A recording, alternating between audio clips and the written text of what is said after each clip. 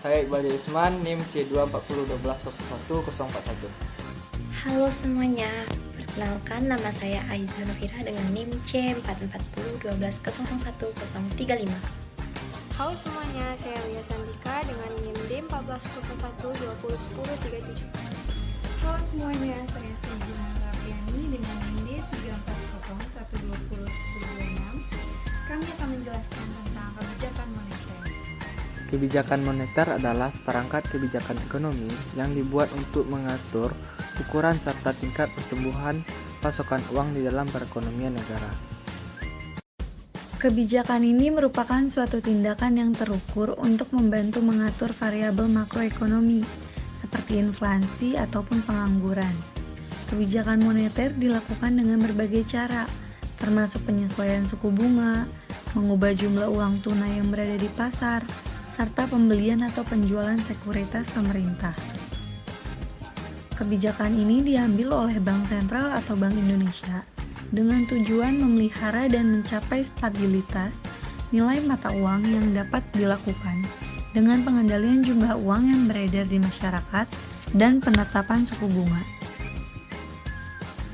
Tujuan akhir sebuah kebijakan moneter adalah suatu kondisi ekonomi makro yang ingin dicapai. Tujuan tersebut tidak sama dari satu negara dengan negara lainnya, serta tidak sama dari satu waktu ke waktu lainnya. Tujuan kebijakan moneter tidak statis, namun bersifat dinamis, karena selalu disesuaikan dengan kebutuhan perekonomian suatu negara. Akan tetapi, kebanyakan negara menetapkan 4 hal yang menjadi tujuan dari kebijakan moneter, yaitu pertumbuhan ekonomi dan pemerataan pendapatan, kesempatan kerja, kestabilan harga, dan keseimbangan neraca pembayaran. Instrumen-instrumen yang biasa digunakan oleh pemerintah dalam pengambilan kebijakan moneter adalah 1. Kebijakan operasi pasar terbuka.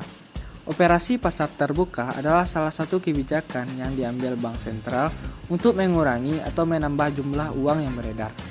Kebijakan ini dilakukan dengan cara menjual sertifikat Bank Indonesia atau membeli suatu barang berharga di pasar modal. 2. Kebijakan diskonto. Diskonto adalah pemerintah mengurangi atau menambah jumlah uang yang beredar dengan cara mengubah diskonto bank umum. 3. Kebijakan cadangan kas. Bank Sentral dapat membuat peraturan untuk menaikkan atau menurunkan cadangan kas atau cash ratio. Bank umum menerima uang dari nasabah dalam bentuk giro, tabungan, deposito, sertifikat deposito, dan jenis tabungan lainnya. 4. Kebijakan kredit ketat. Kredit tetap diberikan bank umum, tetapi pemberiannya harus benar-benar didasarkan pada syarat 5C, yaitu karakter, capability, collateral, capital, dan condition of economy. Dengan kebijakan kredit ketat, jumlah uang yang beredar dapat diawasi. Langkah kebijakan ini biasa diambil pada saat ekonomi sedang mengalami gejala inflasi. 5. Kebijakan dorongan moral. Bank Sentral dapat juga memengaruhi jumlah uang beredar dengan berbagai pengumuman, pidato, dan edaran yang ditujukan pada bank umum dan pelaku moneter lainnya.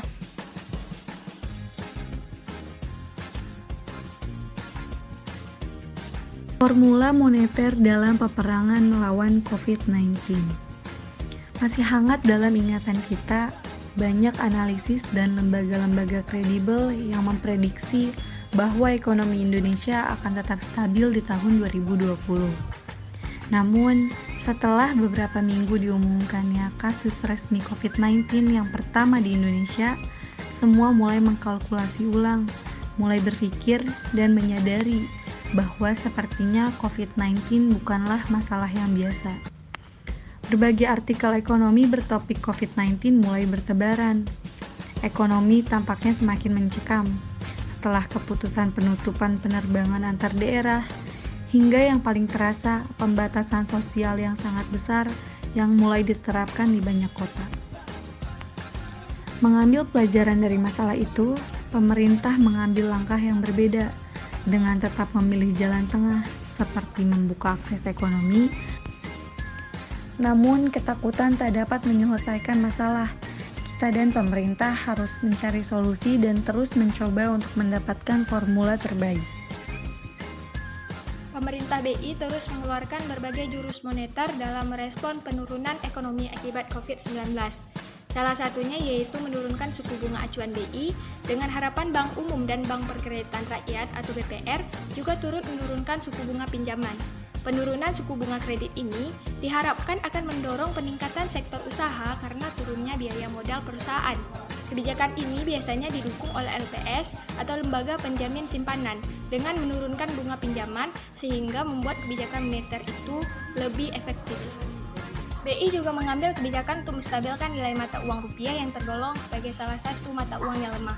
Menurut data terbaru dari Siaran Pers BI tanggal 6 Mei 2020, dikatakan bahwa BI telah melakukan injeksi likuiditas dalam jumlah besar di perbankan sejak awal 2020. Jika ditotal sampai Mei 2020, jumlahnya telah berada pada kisaran 503,8 triliun rupiah. Kebijakan ini sering disebut dengan istilah quantitative easing. Kebijakan ini dilakukan BI dengan beberapa cara. BI membeli surat berharga negara atau SBN, meliputi surat utang negara dan surat berharga syariah negara di pasar sekunder. BI juga menyediakan likuiditas di pasar perbankan melalui mekanisme repo, swap valuta asing, hingga menurunkan giro wajib minimum atau GMW.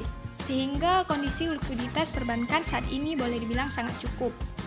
Kebijakan ini tampaknya akan efektif karena didukung oleh simulasi fiskal negara bantuan untuk meningkatkan konsumsi rumah tangga dan relaksasi aturan mikroprudensial dari OJK yang dapat mempermudah pembiayaan perbankan ke UMKM dalam rangka pemulihan ekonomi. Dampak pandemi COVID-19 memang sangat cepat. Pertumbuhan ekonomi triwulan 1 yang berada di kisaran 2,9% menjadi bukti nyata. Padahal sebelumnya pemerintah memprediksi triwulan pertama masih bisa bertahan di kisaran 4%. Angka pengangguran dan masalah sosial mulai meningkat seiring makin banyaknya roda ekonomi yang terhenti. Kondisi ini kemudian diminimalisir dengan berbagai kebijakan, dari fiskal hingga moneter, dari bantuan sosial hingga subsidi listrik. Pertumbuhan ekonomi triwulan 1 yang hanya mampu bertengger di kisaran 2,97% masih sangat bisa ditoleransi, meskipun lebih rendah dari berbagai prediksi sebelumnya. Data ini menunjukkan pandemi COVID-19 telah menginfeksi kesehatan fundamental ekonomi kita, baik dari sisi konsumsi, produksi, pendapatan, investasi, serta ekspor impor. Pemulihan ekonomi masih penuh ketidakpastian. Setelah asisi moneter menunjukkan banyak pekerjaan telah diupayakan pemerintah. Dari sisi moneter, diyakini otoritas moneter akan tetap menerapkan pelonggaran moneter untuk mendorong pertumbuhan. Selain itu, inflasi yang rendah mendukung pemerintah untuk meramu kebijakan QE yang lebih efektif. Lebih jauh, ruang penurunan suku bunga acuan Bank Sentral BI 7 DRR tampaknya masih terbuka, meskipun ini mungkin bukan waktu yang tepat.